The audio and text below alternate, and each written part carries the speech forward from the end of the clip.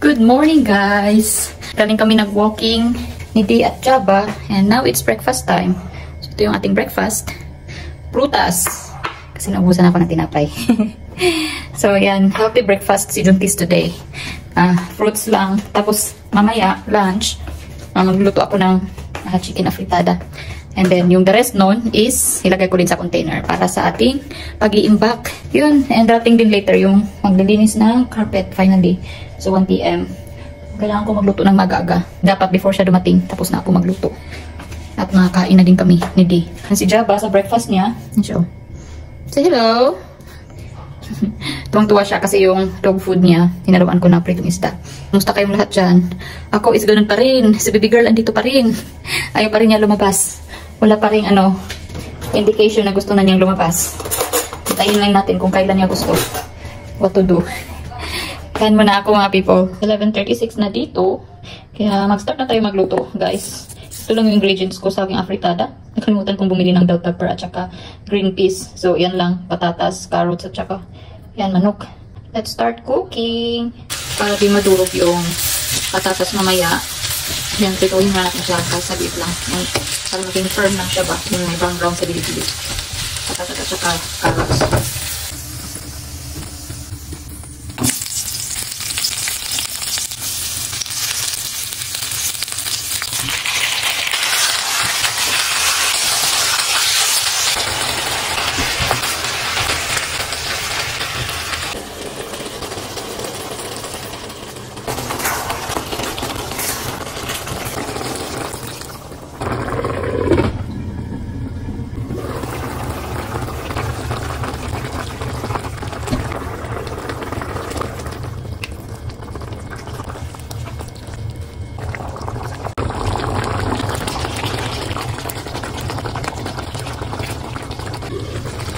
Luto na yung ating afritada. Diba? Solve na ang ating ulam pang lunch. At saka baka si Dee, kain na din siya nito. Yan yung tira. Lagyan natin sa freezer. Lunch tayo mga people. Yan sarap ng aking afritada. Nakachamba na naman si Inday. Kain muna ako bago dumating yung tagalinis ng carpet. Yan guys, dito na ako sa may spare room. Kakain kasi andyan na yung tagalinis. Yan yung table ko. Yung trash bin. What to do? Walang table dito. Yung gulo pa. Oh. Ay nako.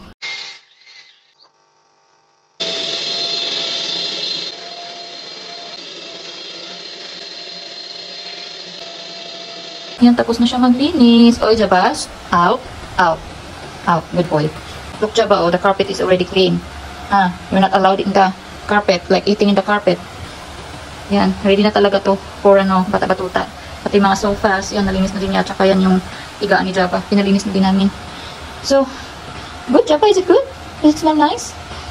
Mga bukas pa daw ito matutuyo. Pero ito, mga few hours daw, we'll see. Sana makatambay kami tonight dito. Ang saya-saya, malinis na yung carpet namin. After mga people, after a year. Nalinis din. Mahal kasi pag palaging pinapalinis. Mahal yung bayad. Kaya yan, minsan-minsan lang. And prepare ko muna yung food niti kasi mag-4 na dito. Hindi pa siya nag-lunch. Since may meeting siya kanina. Kaya, initin ko lang yung afritada at saka yung rice. So, daw kainin din niya. Yun na yung food ni Tio. Pag rice at saka stew, gusto niyang sa bowl talaga nilalagay yung pagkain niya. Ayun sa plato. Magsi-7 na dito mga people. Yan maliwanag pa. Kain tayo ng papaya. Sakit ng balakang ko.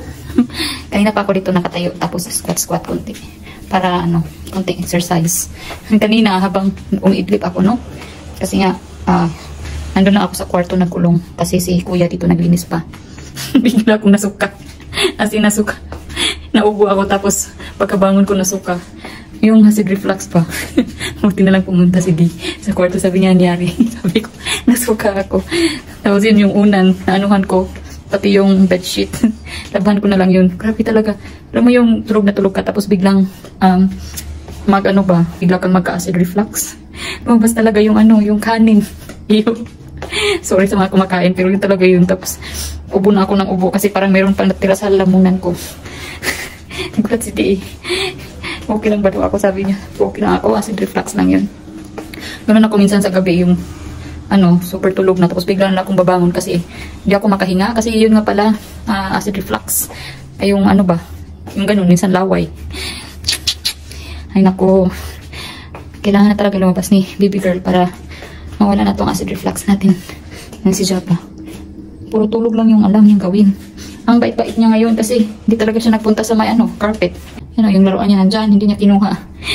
Kasi alam niya hindi siya pwede. Tapos binigyan ko siya ng dental sticks. Ang nagkalat. Diyan lang din niya kinain. Kadalasan kasi dinadala niya talaga dito sa may carpet. Pero today hindi. Dito lang siya sa may din. Sa may tiles. Alam na alam niya eh. Bait-bait. Bait-bait ngayon. Mag-order din pala ako ng mga stocks from Carrefour. Like fruits. Tsaka kamatis. Tinulan din akong tinapay tsaka oatmeal. So for our dinner, si Dika, kain din kasi niya ng lunch, diba? Tapos nagpagawa siya ng fruit cuts kanina mga bandang 5. So, yung kakainin ng niya is yung leftover niya kahapon na kung pao chicken. Sa akin naman is mag-oatmeal lang ako. Kasi kumain naman na tayo ng dates. Tapos tumira pa tayo ng papaya. So mag-oatmeal lang ako later sa aming dinner. Hi guys, nalubat ako kanina. Yan, sinarge ko yung phone ko. Tapos kami nag-dinner. So, yung kinain namin is, sa akin is ensaymada at saka Ovaltine. Nag-order ako ng ensaymada sa Carrefour.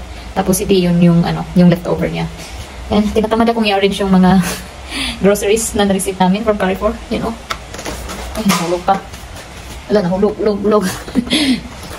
Ayan, mga prutas. Tapos, white onion. May beef kasi ako dyan sa fridge.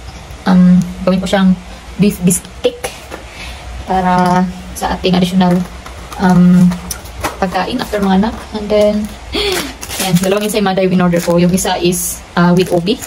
Tapos ito, bukas naman to titirahin.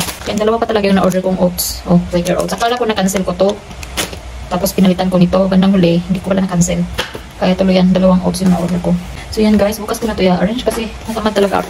Gusto ko na mahiga kasi yung sakit ng balakang ko. Tsaka likod ko. Iwan ko ba kailan ba to si baby girl lalabas. Pero tumitigas na yung tiyan ko kanina. Yung pressure ba. Bigat-bigat. Pero ngayon, goods na naman ngayon. Kanina lang. Tapos yung likod ko talaga palaging masakit or yung balakang ko. Kaya akit na sa taas para mag-prepare na para matulog. Kasi kailangan natin ng tulog din, no? Yung isa,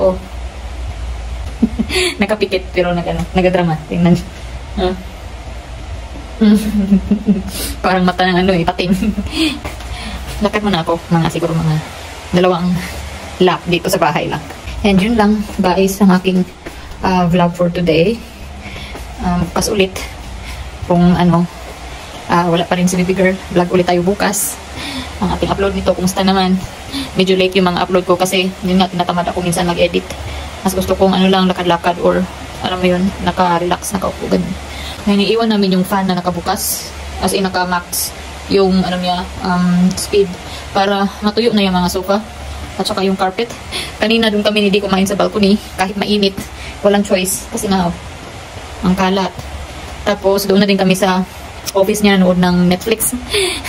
So, para kami nanood ng sine doon. Tag-isa kami ng upuan yung office chair ko dati at saka office chair niya. So, hopefully, bukas natuyo na to para maka-hangout na naman tayo dito sa couch. Meron na naman tayong pagkain, guys. In the future, hindi na ako magugutom. At least, no? Pag gusto kong kumain, hindi ko na kailangan utusan si D na magluto. Kasi kawawa man. Uy, pag-utusan ko pa yun. Tapos, for sure, wala din yung tulog. And magtatrabaho pa. Kaya yan. Tapos ito, kailangan lang yung microwave. Tapos, ready na yung aking pagkain. Wala nga lang sabaw-sabaw muna kasi wala nga magluluto. Pero siguro ang gagawin ko, mag-order ako ng, wala nyo yung clams or yung shells. Yung kinason ba? Tapos, instructionan ko lang si Dina. Lagyan lang yun ng sabaw, ng tubig, tapos pakuluan. Timplahan ng asin, lagyan ng spring onion, at saka, sibuyas and ginger. Yun na. Goods na yun. So, ganun lang siguro gawin ko. Para may sabaw naman, kasi kailangan daw yung sabaw. Pagbago-bago na, para may gatas. Ganun. Yan yung apritada ko, may tira pa. Mga dalawang portion. Pero isa lang yung gagawin ko. Kasi yung kalahati is ulamin ko bukas ng lunch. Para hindi na ako magluto ng aking lunch. Kaya di na lang ang lutuin ko. Kaya lang na yung natuyo ko, yung sauce. Sarap sana ito pag marami naman itong sauce kanina. Ilagay ko. Tapos, para nasobrahan ko siya sa simmer. Kaya yan yung consistency niya. Naging thick. May sabaw pero, kunti lang. So, yan. Solved na naman mga people. Pang-apat ko na to na, pagkain.